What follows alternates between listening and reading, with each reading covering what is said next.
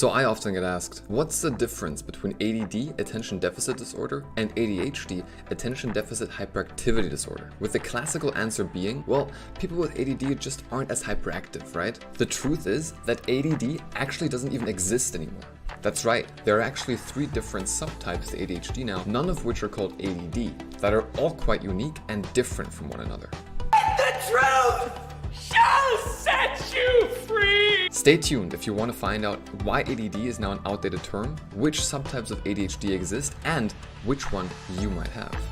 Welcome back guys to ADHD Vision, presenting ADHD by ADHD. If you're new and you want to learn how to use ADHD to your advantage, why don't you consider subscribing?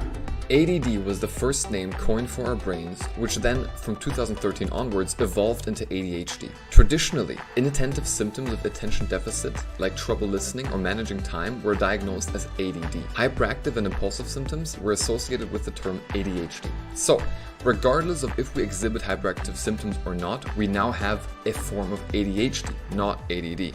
This means that even though we have ADHD, we can still be quite different from one another, as ADHD is now the umbrella term for the following possible subtypes.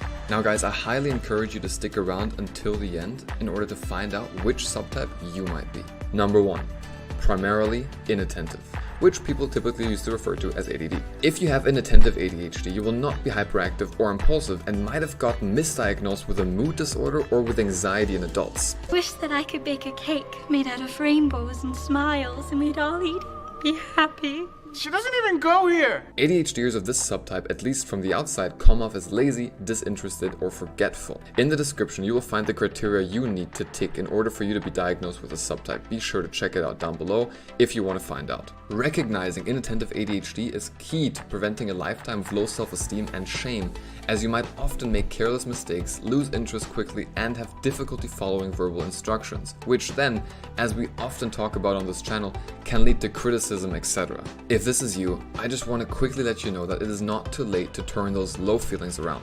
If you're in need of a boost, then be sure to check out the video on the top right, highlighting the main 5 powerful benefits of your ADHD. You might just be surprised what you're capable of. And Hulk. Smash. Number 2, primarily hyperactive impulsive. Hyperactive impulsive ADHD is pretty much the stereotype most people think of when referring to ADHD, which is basically just people that are very hyperactive, fidgety, talk a lot, and can't wait their turn. Or at least that's what society thinks anyway. We know that there is actually a lot more to it than that.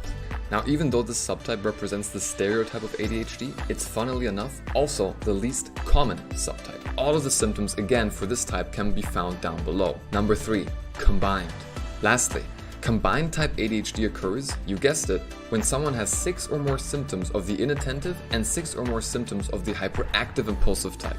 Now, overall, men and boys usually have hyperactive symptoms, while women and girls are more commonly inattentive. This is actually the reason for why men are more easily diagnosed with ADHD, because their symptoms are a lot more recognizable and out there, so to speak, than the ones from women. Many people with ADHD, especially girls and women, therefore live with a quiet, spacey form of the condition that's often misunderstood and undiagnosed.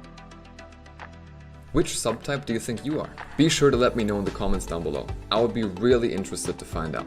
But before you tell everybody that you now have combined ADHD, please be sure to check this with an official doctor just to make sure. Please don't self-diagnose, guys. Now, be sure to check out these related ADHD Advantage videos in order to start learning how to live your best life with ADHD. Thank you for watching, guys. I will see you again in 2 weeks.